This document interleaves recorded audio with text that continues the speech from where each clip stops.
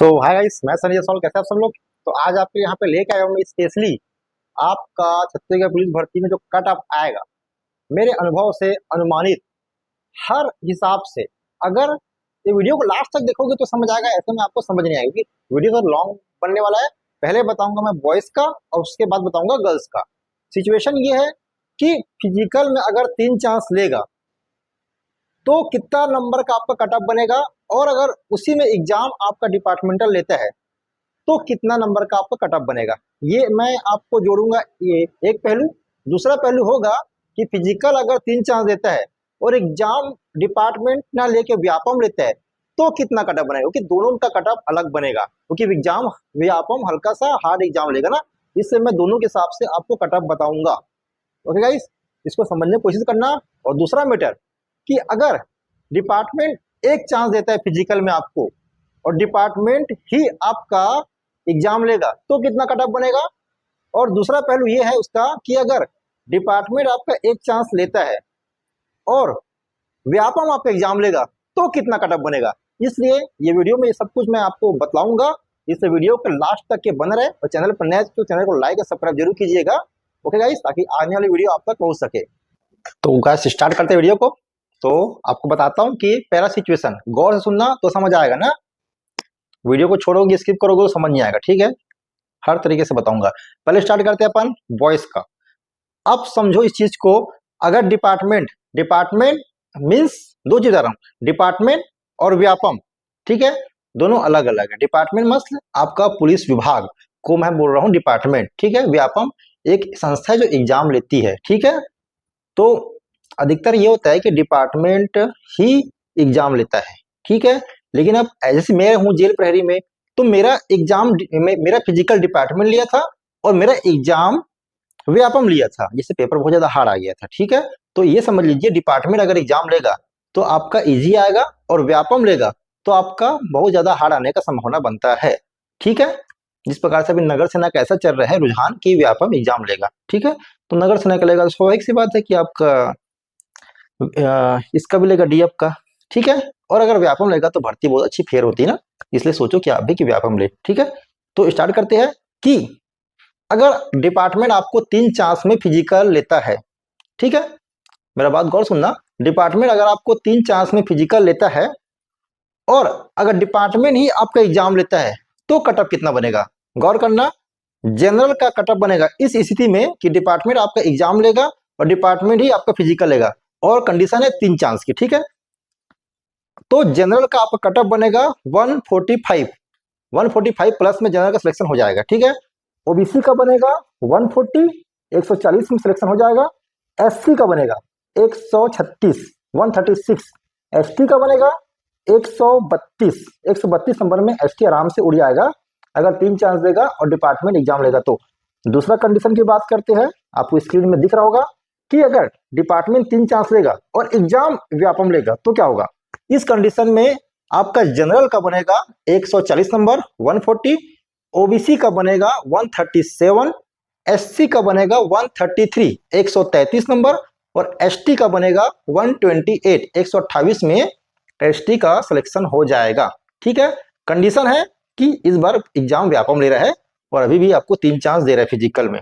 ठीक है, ये जो बता रहा हूं ये बॉयज का है। ठीक है, अभी भी बॉयज का बात करूंगा। अब कंडीशन में करता हूं चेंज। अगर डिपार्टमेंट आपका एक चांस लेता है, ठीक है, एक चांस जिसका सबसे ज्यादा भी मुझको ही पूछोगे तो मुझको लगता है एक चांस देगा। ठीक है, वो तो 16 तारीख की भर्ती को मालूम चलेगा कि रियल में क्या हो रहा है। ठीक है, अब बात करते हैं मैटर में। अगर डिपार्टमेंट एक चांस फिजिकल देगा तो क्या होगा, तो स्वाभाविक सी बात है, आप लोग भी फिजिकल देने जाते होंगे कि 3 चांस में अगर कोई लड़का 80 नंबर लाता होगा तो एक चांस में वही लड़का कम से कम 3 से 5 नंबर या 6 नंबर कम लाएगा। ये बात श्योर है, ये हर फिजिकल देने वाला जानता है, क्योंकि एक चांस में कोई उतना रिस्क लेता नहीं। और गलती से अगर फाउल हो गया तो फिर डायरेक्ट वो 80 से 60 में आके लटक जाएगा, इसलिए कट ऑफ और कम जाएगा। ठीक है, इस स्थिति में क्या होगा, अगर एक चांस डिपार्टमेंट देगा और डिपार्टमेंट ही एग्जाम लेगा तो क्या होगा, जनरल का जाएगा 138 में जनरल का सेक्शन हो जाएगा। ओबीसी का जाएगा 135 135 नंबर में ओबीसी उठ जाएगा, सिलेक्शन उसका हो जाएगा। एससी का 133 133 नंबर में एससी का सिलेक्शन हो जाएगा, एसटी का होगा 130 नंबर में सिलेक्शन हो जाएगा। ठीक है, बस कंडीशन ये है कि अभी डिपार्टमेंट एग्जाम ले रहा है। ठीक है, जो अभी बता जाऊं। अब सोचो कि एक चांस देगा डिपार्टमेंट और एग्जाम अगर व्यापम लेगा तो क्या होगा। उस कंडीशन में जानिए अपना कट ऑफ। एक चांस में अगर व्यापम एग्जाम लेता है तो जनरल उठ जाता है 136 में और ओबीसी उठेगा 133 नंबर में, ओबीसी का सिलेक्शन हो जाएगा। एससी उठेगा 130 नंबर में, एससी के 130 में श्योर सिलेक्शन हो जाएगा। मैं बता रहा हूँ गारंटी एकदम, अभी तक रिकॉर्ड के हिसाब से ना। इसके पहले एससी का सिलेक्शन हमेशा 135 में हो जाता था श्योर, 135 में 33 में हो जाता था। अभी इस कंडीशन में एससी 130 में उड़ जाएगा। एसटी उठेगा 125 नंबर में, यकीन नहीं मानोगे एसटी 125 नंबर में उठ जाएगा, क्योंकि व्यापम लेगा। तो व्यापम की खास बात यह है कि सबसे ज्यादा ये पूछता है मैथ्स, कम से कम आपको 25 से 20 से 25 मैथ्स पूछेगा। यकीन नहीं मानोगे, मैं जेल पढ़ी का एग्जाम दिया था 2014 में, मेरे को 100 क्वेश्चन में 40 क्वेश्चन मैथ्स का पूछा था और बताया नहीं था कि मैं मैथ्स पूछूंगा। उसने बताया कि 40 क्वेश्चन मैथ्स दिया, सबका हक्का बुक्का गुल हो गया। ठीक है, नहीं तो आप भी निकल जाओगे पौने के दाम पर। ठीक है ना, इसलिए तैयारी करना है, डिपार्टमेंट ले चाहे व्यापम ले, अपनी तैयारी को उच्च स्तर का रखना है। ठीक है, तो इसको बात को समझना, समझ गए होंगे कि अगर एक चांस में अगर एक चांस देता है डिपार्टमेंट और अगर व्यापम लेता है तो आपका एसटी 125 में उड़ जाएगा। ठीक है, अब लड़की लोग भी वेट कर रहे होंगे क्योंकि उनका दिक्कत ज्यादा जानकारी देते नहीं बोलते ना, तो उनका ही मैं जानकारी दे देता हूँ। ठीक है, उसके बाद में आखिरी में और आपको कुछ जरूरी चीज बताऊंगा ना, वीडियो के लास्ट तक रहना। गर्ल्स का देखते हैं ना, लड़कियां ध्यान देंगे, अटेंशन।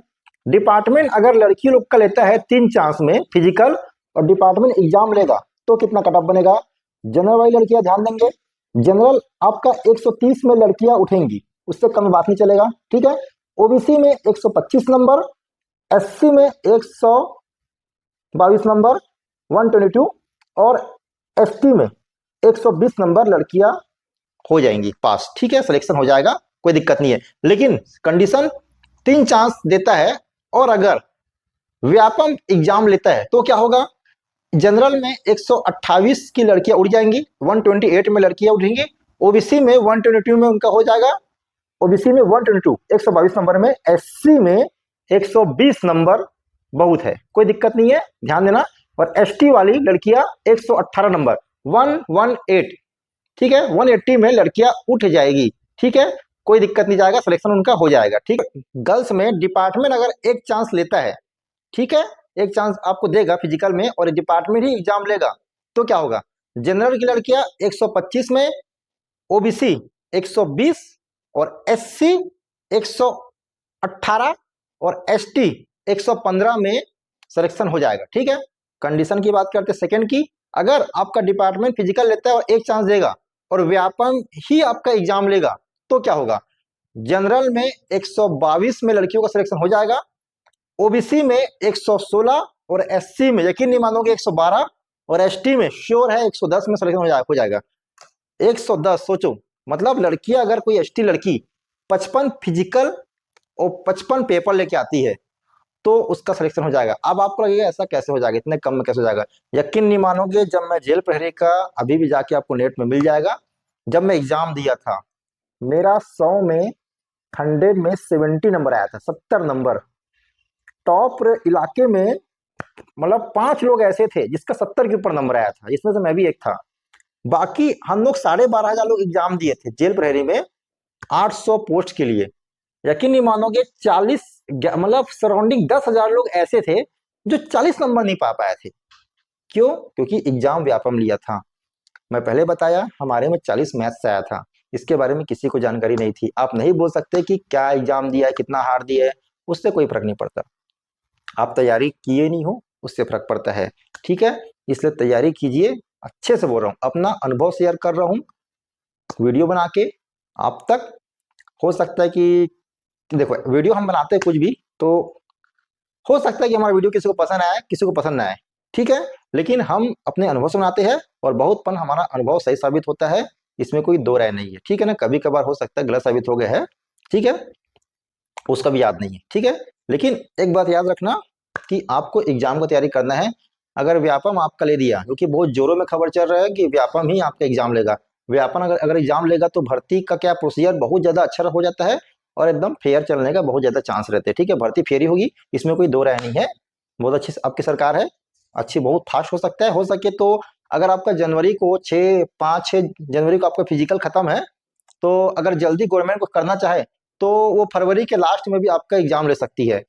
मिनिमम आपको 45 डे के अंदर एग्जाम हो जाएगा, मैक्सिमम कुछ नहीं बोल सकते आपका एग्जाम कब होगा, लेकिन जब भी एग्जाम होगा तो आपको 20 से 25 दिन की मैक्सिमम डेट मिलेगी, उसी में आपको तैयार होना है। ठीक है, तो मैं एक बात उन लोगों से बोलना चाह रहा हूं, जिस भी बॉयज कैंडिडेट या कोई भी गर्ल्स कैंडिडेट का फिजिकल वीक है, थोड़ा सा वीक है या ज्यादा वीक है, और अगर वो अपने 90,000 जो लास्ट पोजीशन होगा, जिसमें 6,000 का अगर 15 गुना लेंगे तो 90,000 में वो जगह बना लेती है, जब जगह बना लेता है और अगर वो एग्जाम की तैयारी कर लेती है और व्यापम के मानक के हिसाब से अगर वो 100 में 70 नंबर ला लेती है मेरे समान, तो उसका सिलेक्शन होना तय है। भले कोई लड़का या लड़की फिजिकल में लड़का 80 क्यों न आया हो, लड़की 70 क्यों न आया, उससे कोई फर्क नहीं पड़ता।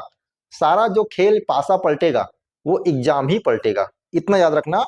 यकीन नहीं मानोगे आप, मैं बोलने मेरे को हल्का सा वो भी लग रहा है अजीब।